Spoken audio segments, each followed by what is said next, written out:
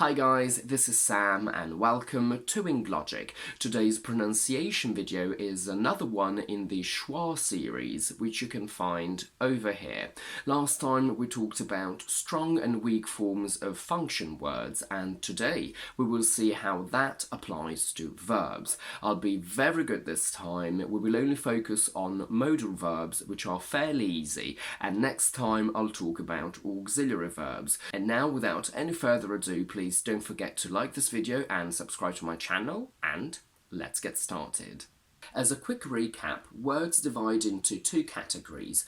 Content words are the most important ones because they carry meaning and they are the ones that your brain needs in order to understand what's happening. These are main verbs, adjectives, nouns, and adverbs. Everything else is function words, so these are words that connect other words grammatically, but they don't carry as much information as content words. Within the category of verbs, we have two different types. Those that express full actions are called main verbs, and they are content words.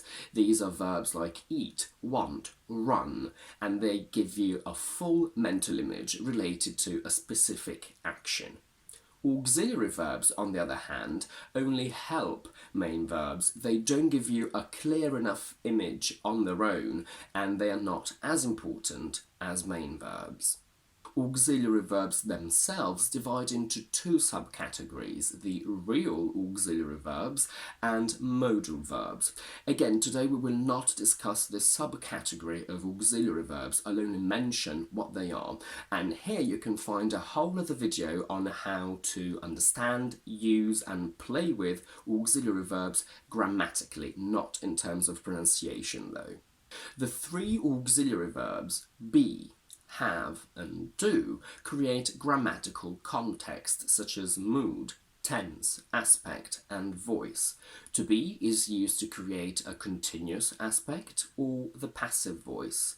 Have is used to create the perfect aspect, and do is used for questions and negatives, but they don't add any meaning to the sentence, to the main verb that they help. Modal verbs, on the other hand, add concepts, ideas and flavours to the main verbs. These concepts can relate to probability, ability, intention, obligation, permission. They are fairly famous. They are 9, and there is a 10th one, which is ought to, which is considered a semi-modal only because it's followed by the particle to, which the others aren't.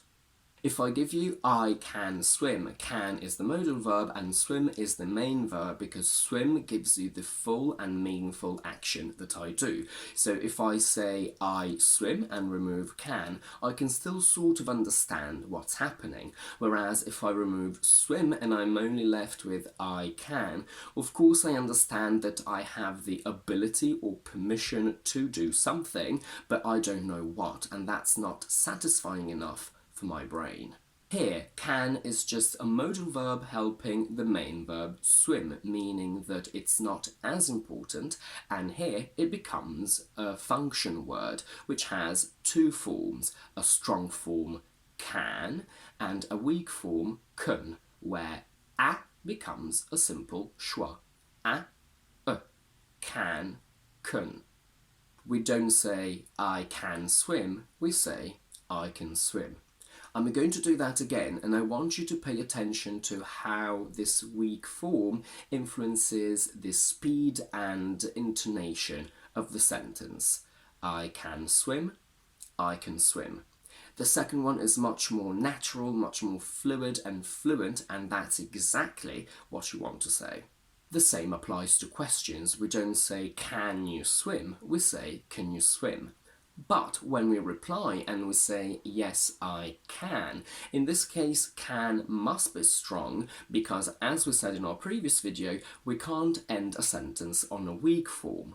Plus, in this case, can is the only verb in the sentence, so you can sort of mentally see it as a main verb and therefore a content word.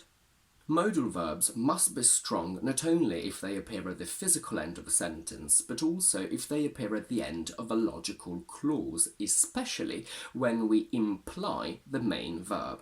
If I ask you, can you fix this? In this case, can is weak because it's just a modal verb for the verb fix. I can say, let me see if I can fix this. And in this case, this can is weak because it's followed by the verb fix. This is correct, but in English we wouldn't really say that. We would simply imply the main verb and say, let me see if I can. In this case, can is at the end of the sentence, and also since it's not followed by a main verb, it becomes the main verb itself, and it must be strong. I can also say, if I can, you loan me dinner. In this case, can must be strong again because it's implying the verb fix, and it's at the end of the conditional clause, if I can. By the same token, I can say, I'll tell your manager that I can, and let's see if they want to hire me for the job. Modal verbs followed by a main verb are basically always weak. If I want to give you a simple piece of information about the fact that I have the ability to swim, I only say I can swim, where can is weak, and I would never really stress it. But we can stress function words and modal verbs if we need to, in order to create opposition or emphasis, which is what I've literally just done. I can say, although modal verbs tend to be weak, you can stress them if you need to. In this case, I decided to stress can because I want to create opposition, and I want you to understand very clearly that although it's not something that happens all the time, it is possible to do it if the situation requires it. As a teacher, I do this a lot. I often overstress can by making it strong and putting a lot of stress and intonation on it, just to make sure that my students understand what they can or can't do. If I say, although modal verbs tend to be weak, you can stress them if you need to, this is absolutely correct. In this case, I've kept can weak, and I've simply given you a piece of standard information. Whereas if I stress it, I really want to help you bring your attention to the fact that there is an opposition there.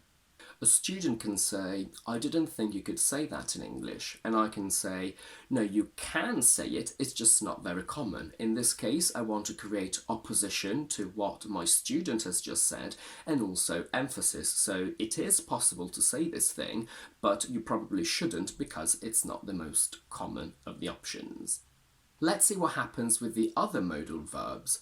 Must becomes mus, or must if it's followed by a vowel. Would with a strong U becomes would, or sometimes just a D. Could becomes could. Should becomes should. Shall becomes shall.